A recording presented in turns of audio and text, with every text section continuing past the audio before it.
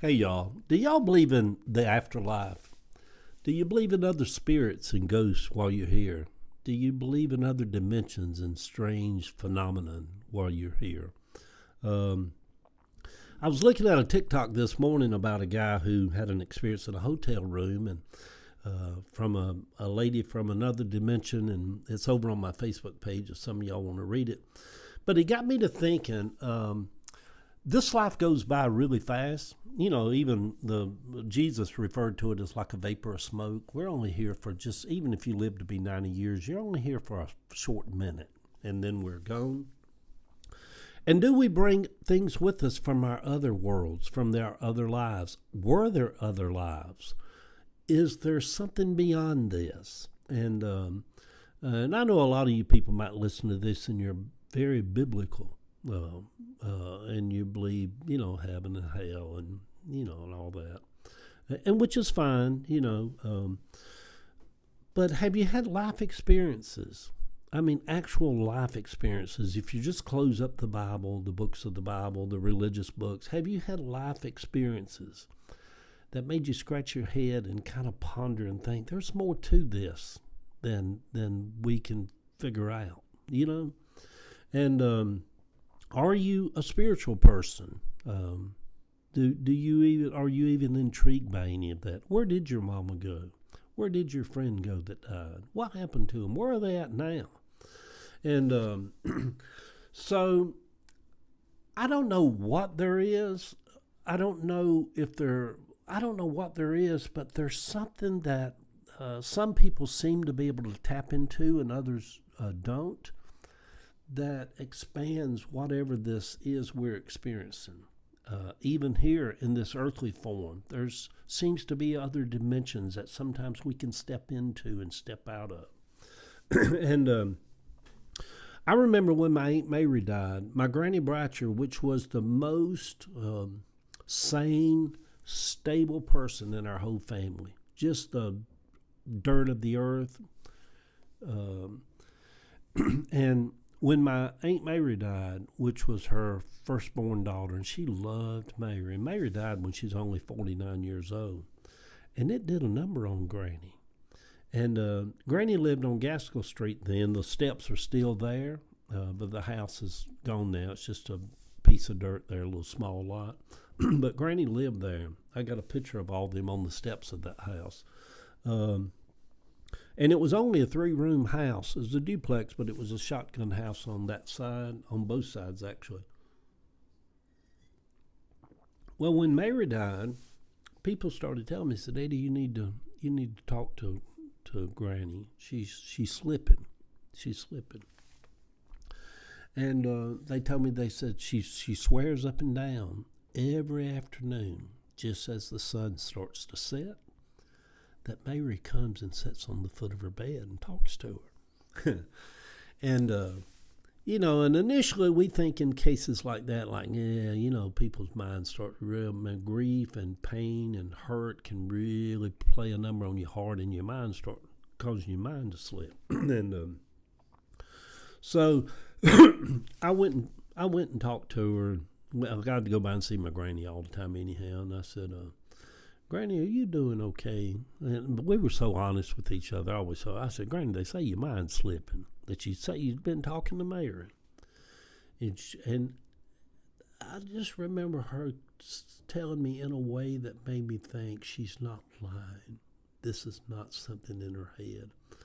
Because she just real softly said to me, "Eddie, I know everybody thinks I'm crazy, but Mary comes and sits on the edge of my bed and talks to me." And I said, "Well, Granny, I believe you, and she said, and I've got where I wait for her." And so she comes and says she'll just kind of appear sitting at the foot of my bed. In her bedroom, that was the middle room of that house, and she had these 2 big windows where the light come through on the foot of her bed. And you had to walk through them houses, the cabin, and you had to walk from the living room through her bedroom to go into the kitchen. And so anyhow, she believed that her daughter Mary came and talked to her, and I do too. And after about a week, I asked her, I said, "Granny, what became of that?" And she said, the last time she came, Eddie, I just almost had a sense that would be the last time that she would come and visit me. And said I just didn't expect her to come back, and she didn't. And so we just had a week of goodbyes, or maybe 2 weeks of goodbyes back then. So anyhow, I write in my book, The Cabbagetown Years. There's a little piece in here. I'll do a little plug for my Cabbagetown book over on Amazon.com, Eddie Williams Sellers. I tell the story where I'm sitting at Atlanta Medical Center every night with my mama. She's dying. And, when you're in there in the hospital, they come in all during the night. And what would happen is my sister Vicky and my daughter Jill would sit with Mama during the day. We never wanted her to be by herself. We wanted one of us there with her at all times. I know it's weird, but families have their own ways of dealing with grief and loss and sickness. We all loved Mama.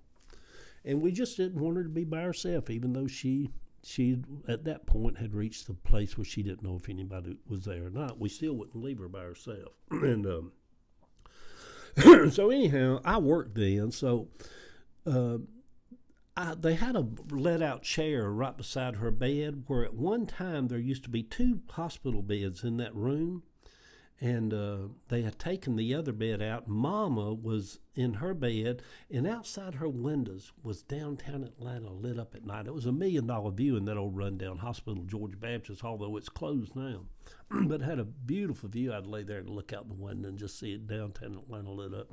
And so the nurses, I kept the door closed. I'd stretch out in that chair in my little blanket, and I'd sleep beside Mama's bed. And the all during about every 2 hours, so nurses would open the door and flip the light, and one of the lights would come on, and and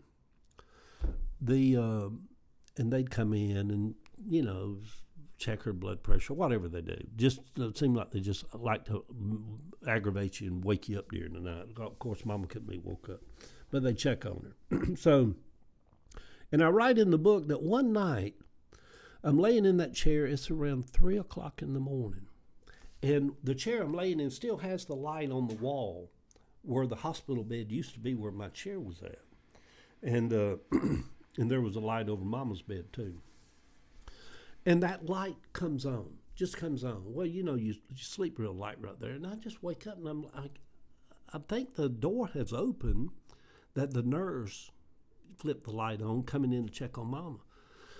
But I raise up, the light's on, the door never opened. And y'all, I'm not making any of this up. It seems like made up when somebody always has to say I'm not making any of this up, but this actually happened. And the light, for whatever reason, that light came on in the hospital room. So I immediately went into like some kind of spiritual mode.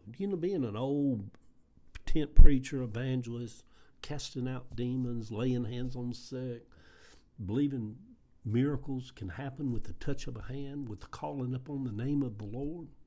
Just immediately when that happened, I connected right back to all the spiritual parts of me. And I got up, and I thought maybe it was a sign that Mama had died. So I got up from my chair, and I walked to the foot of her bed, and I'm looking at Mama. Mama's just laying there peaceful, asleep. The view of downtown Atlanta is over to the right. And then I see my brother James standing.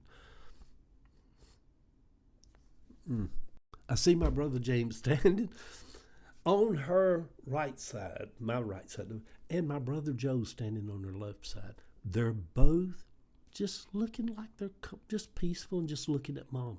They never said hey to me. They never acknowledged that I was there. I could see them just as if they were humans standing there. And then immediately they were gone. Well, the experience just made me tremble. I just stood there and trembled. I'm like, oh my God, I've witnessed something nobody would ever believe. Oh my God.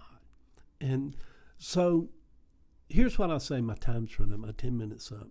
There's more to all this than we think. They still remember us. They still know we're here.